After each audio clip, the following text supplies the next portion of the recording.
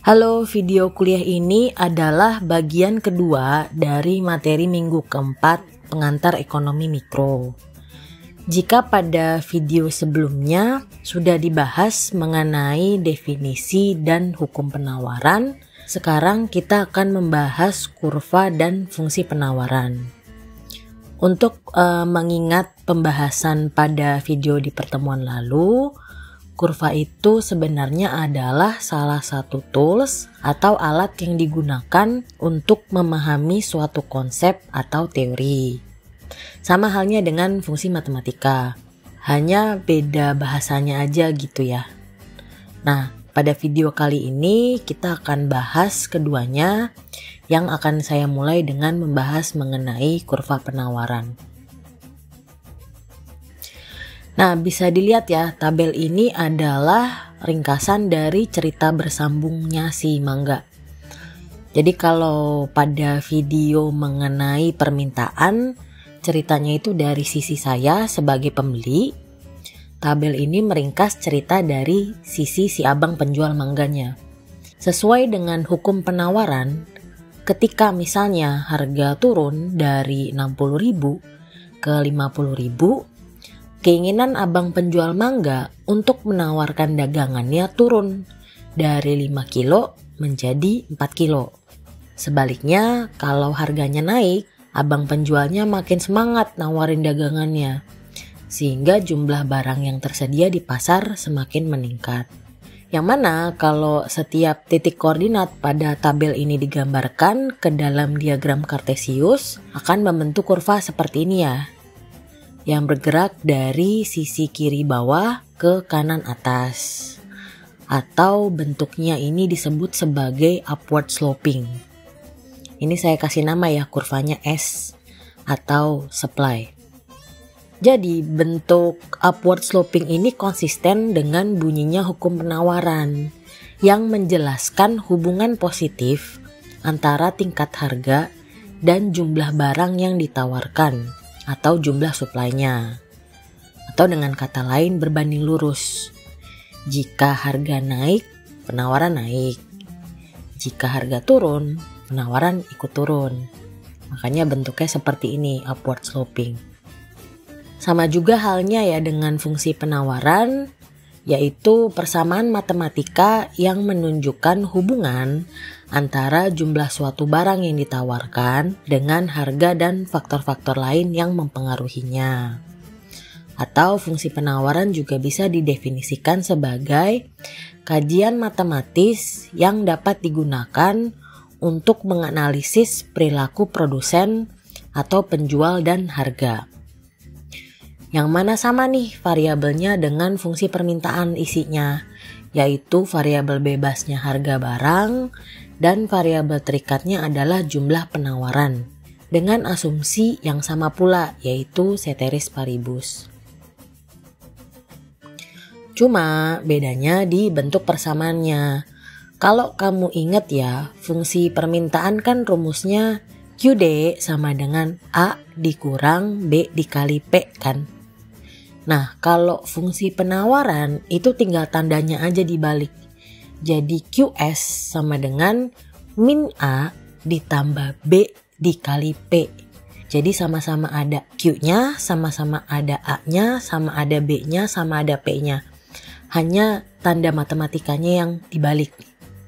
Plus jadi minus, minus jadi plus. Atau fungsi ini juga bisa dituliskan sebagai P sama dengan A per B ditambah 1 per B dikali QS.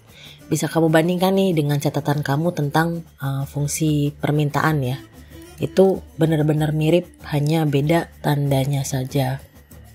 Dimana QS adalah quantity supplied atau jumlah penawaran, P adalah price atau harga, A adalah konstanta atau intercept, dan B adalah koefisien, yaitu seberapa besar pengaruh perubahan harga terhadap perubahan jumlah penawaran. Jadi sebetulnya mudah ya untuk mengingat fungsi permintaan dan fungsi penawaran. Cukup kamu ingat salah satu aja. Nah, kalau misalnya kamu udah ingat fungsi permintaan, untuk tahu fungsi penawaran tinggal diubah aja tandanya kan, plus jadi min jadi plus gitu ya. Kita coba dengan contoh soal ya. Ini contoh fungsi penawaran. Qs sama dengan min 20 ditambah 5P. Nah sekarang coba kita masukkan P-nya sama dengan 0. Atau dengan kata lain, berapa sih jumlah barang yang ditawarkan ketika harganya gratis? Masih ada nggak ya kira-kira penjual waras yang mau menawarkan barangnya? Berarti kan Qs sama dengan min 20 dikurang 5, P-nya masukin 0 ya, dikali 0. Jadi Qs sama dengan min 20, min 5 dikali 0 kan 0. Jadi min 20 dikurang 0, hasilnya Qs sama dengan min 20. Wah berarti jangankan ada yang nawarin barang ya, barangnya malah kurang tuh, negatif 20. Nah sekarang coba dibalik. Pada tingkat harga berapa jumlah penawarannya sama dengan 0? Berarti sekarang Qs-nya yang nilainya kita masukkan sama dengan 0. Jadi 0 sama dengan min 20 ditambah 5P. Nah karena di sisi kiri ini udah 0, 5P-nya bisa saya pindahin ya ke kiri. 5P dipindah ruas ke kiri jadi negatif kan. Jadi min 5P sama dengan min 20. Nah sisi kiri dan sisi kanan bisa sama-sama saya bagi dengan min 5. Berarti P sama dengan min 20 dibagi min 5, jadi hasilnya P sama dengan 4. Yang mana dari dua titik itu bisa kita gambarkan kurvanya kan, seperti yang sudah kita kerjakan untuk kurva permintaan. Cuma agak beda nih, karena kan tadi ada tanda min ya, ada tanda negatifnya. Berarti selain kita menggunakan kuadran 1 di dalam diagram Kartesius, sekarang kita mesti main di kuadran 2 juga nih. Jadi ketika P-nya sama dengan 0, Q-nya sama dengan min 20. Berarti di sini ya kan? Q-nya negatif, P-nya 0. Terus sekarang ketika Q-nya sama dengan 0, P-nya sama dengan 4. Berarti kan di atas nih. Di atas titik 0 ya. Berarti di sini. Udah kan? Tergambar nih dua titik. Tinggal ditarik aja kan untuk membentuk garis dari titik ini ke titik itu. Terus kamu tembusin garisnya sampai kita nyampe di kuadran 2. Nah, yang di sinilah ini adalah kurva supply-nya atau kurva penawarannya. Jadi gitu ya untuk menggambar kurva penawaran mulai dari kuadran 2, kita tarik garis tembusin ke kuadran 1. Lagi-lagi sama halnya dengan kurva permintaan, kita juga bisa membuat fungsi penawaran jika diketahui minimal 2 titik dari kurvanya. Misalnya seperti ini, diketahui koordinat titik A dan titik B dari sebuah kurva penawaran. Titik A ini adalah pada saat P atau harganya 100, Q atau jumlah penawarannya sama dengan 20. Titik B adalah saat P-nya 120, Q-nya sama dengan 40. Atau bisa saya tulis begini ya, P1 atau P yang pertama sama dengan 100, QS1 sama dengan 20, P2 sama dengan 120, dan QS2-nya sama dengan 40. Rumusnya masih sama seperti saat kita mencari fungsi permintaan, yaitu P dikurang P1 dibagi P2 dikurang P1 sama dengan Q dikurang Q1 dibagi Q2 dikurang Q1. Jadi P dikurang P1-nya berapa? 100 kan? Dibagi P2-nya 120, P1-nya 100. Sama dengan Q dikurang Q1-nya 20 dibagi Q2-nya 40 dan Q1-nya 20. Jadi P dikurang 100 dibagi 120 dikurang 100 jadi 20 ya.